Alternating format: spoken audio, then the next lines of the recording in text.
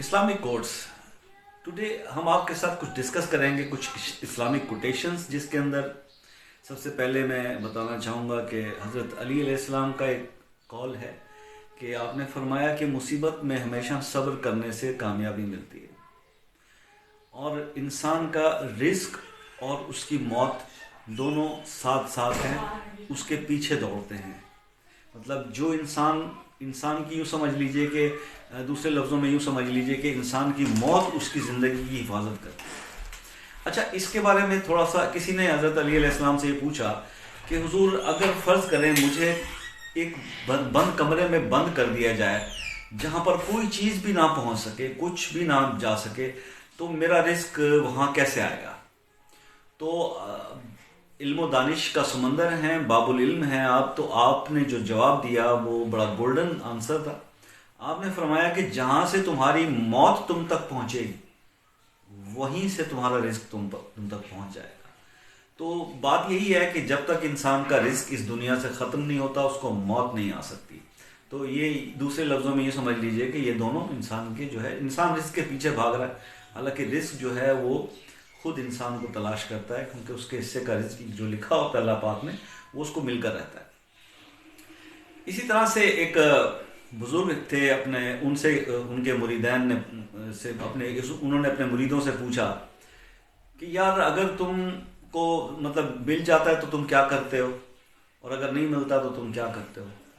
تو مریدوں نے فرمایا کہ حضور مل جائے تو شکر ادا کرتے ہیں، اور نہیں ملتا تو صبر کر لیتے ہیں۔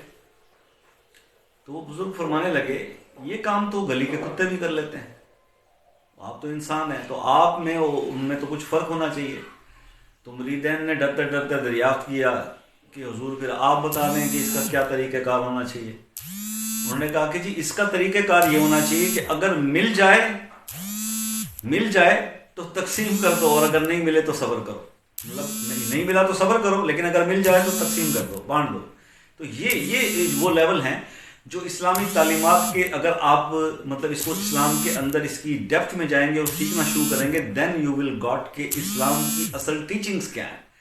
مطلب یہ ایک ایسا، ہمارا مذہب تو ہمیشہ دوسروں کے ساتھ انس، محبت، رواداری اور اخلاق کا درس دیتا ہے۔ مطلب آپ یہ دیکھیے کہ زندگی میں کوئی بھی ایسا عمل نہیں ہے جس سے کہ انسان کی زندگی کی کوئی بھی ایک سانس بڑھ سکے، لیکن رسول اللہ صلی اللہ علیہ وسلم نے کیا فرمایا؟ آپ نے فرمایا کہ صلہ رحمی کیا کرو، صلہ رحمی کیا کرو، اس سے عمر بڑھتی ہے۔ مطلب جو آپ سے ناراض ہے اس سے صلح کر لو، جو خفا ہے اس کو منا لو۔